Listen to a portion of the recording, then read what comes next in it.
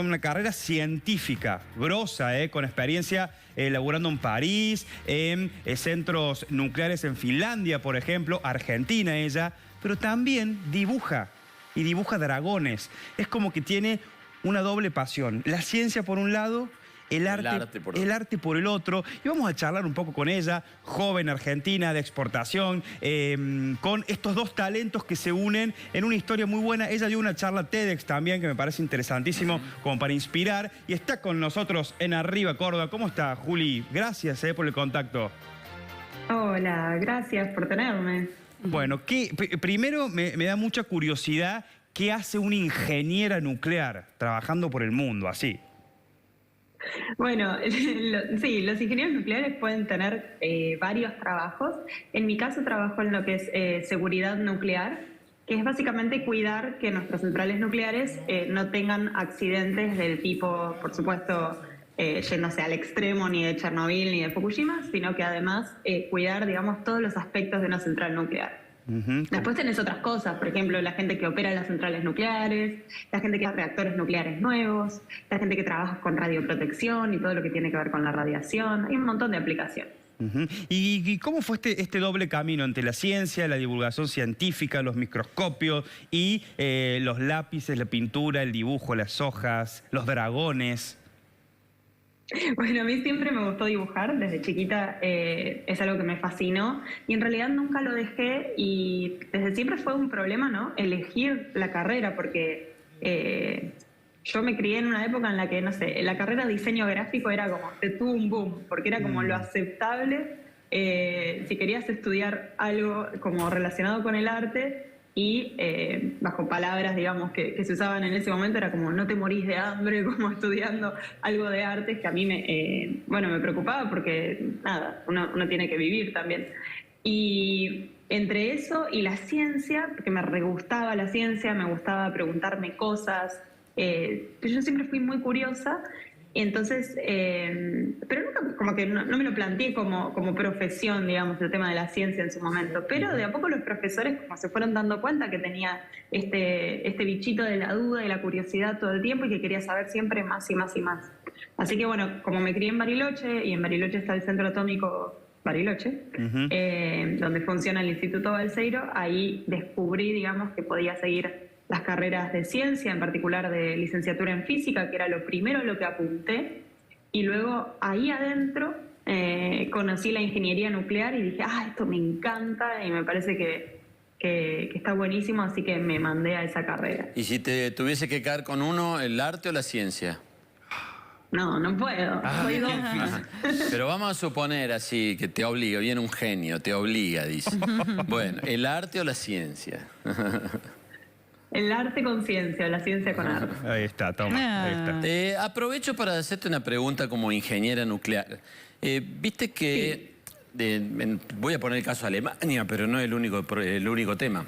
Empezó a haber toda una campaña de desnuclearización de las centrales, que Alemania había hablado de sacar las centrales nucleares. Sí. Pero vino la guerra. Sí, vino la guerra, después ese debate se cortó. Vino la guerra y ahora es como que se reivindican las centrales nucleares. ¿Vos cómo estás en esa discusión? ¿De qué lado? Claro. Bueno, sí, lo que pasó con Alemania fue un caso muy particular. Alemania tenía unas centrales espectaculares. O sea, realmente las centrales alemanas, desde el punto de vista de seguridad, son fantásticas, desde el punto de vista de confiabilidad, son fantásticas. Nunca han tenido problemas, siempre dieron energía súper sostenible a lo largo del tiempo.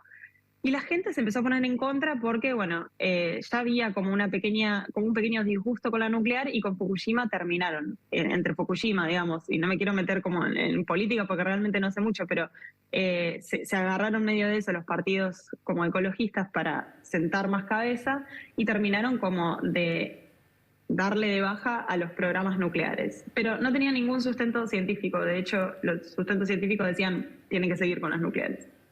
Cuando pasa esto de Rusia, que se corta el gas, básicamente no entra más energía de la que dependían los alemanes, empezaron, necesitamos energía nuestra. Y ahí se acordaron de las nucleares y que las estaban cerrando y empezó toda una campaña, digamos, de revalorización de la energía nuclear, que para mí tiene que ver mucho con que, o sea, lo antinuclear tiene que ver mucho con que no se conocía mucho de lo que es la energía nuclear.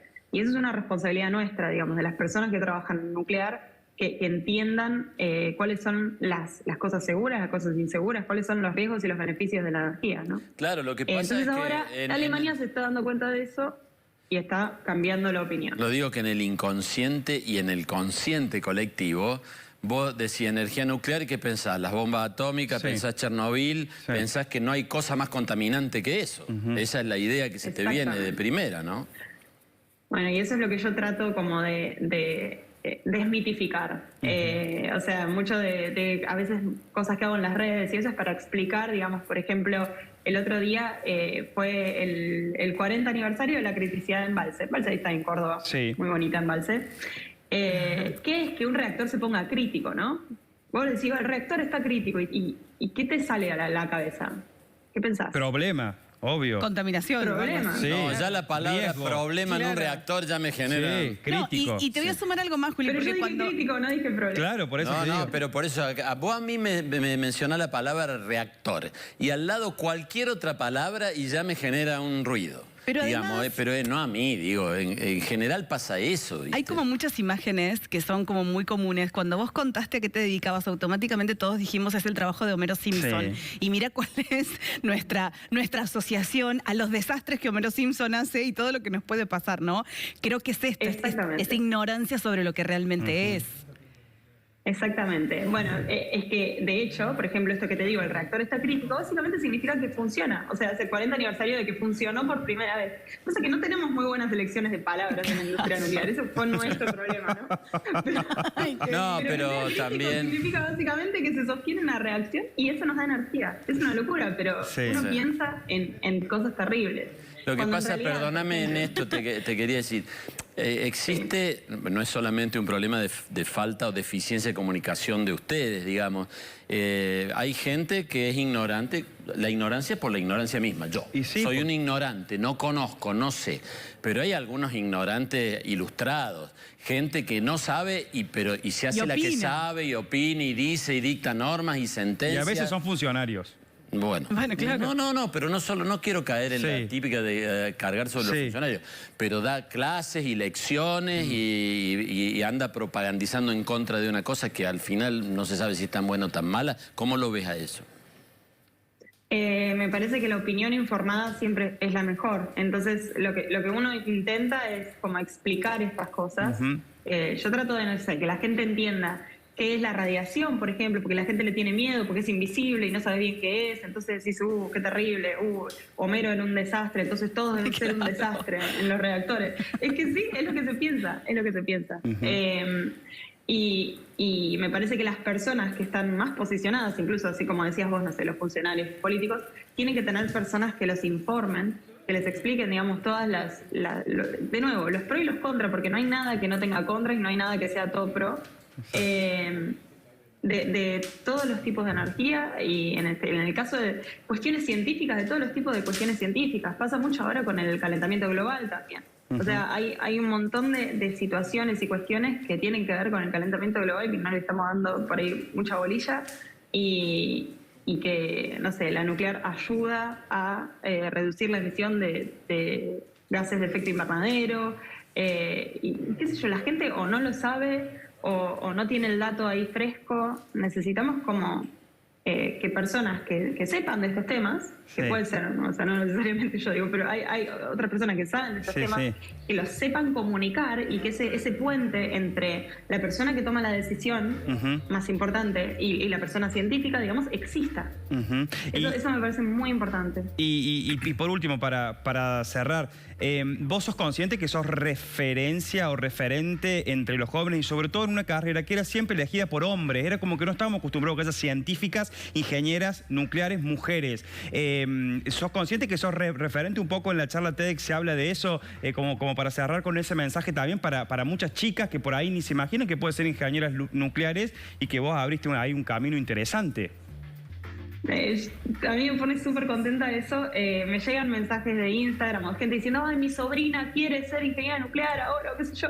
Y yo trato de responder, digamos, a todas las preguntas que me vienen porque me parece fantástico que cada vez haya más mujeres y más chicas interesadas en lo que es el mundo STEM, que es esto de la ciencia, tecnología, ingeniería y matemática.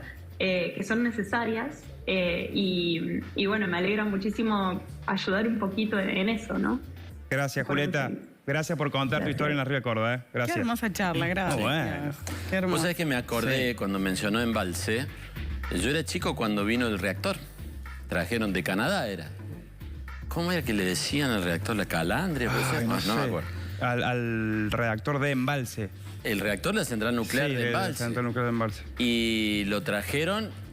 Era impresionante la cantidad de gente que se Lo iba a ver. agolpaba para ir a Qué verlo bárbaro. pasar.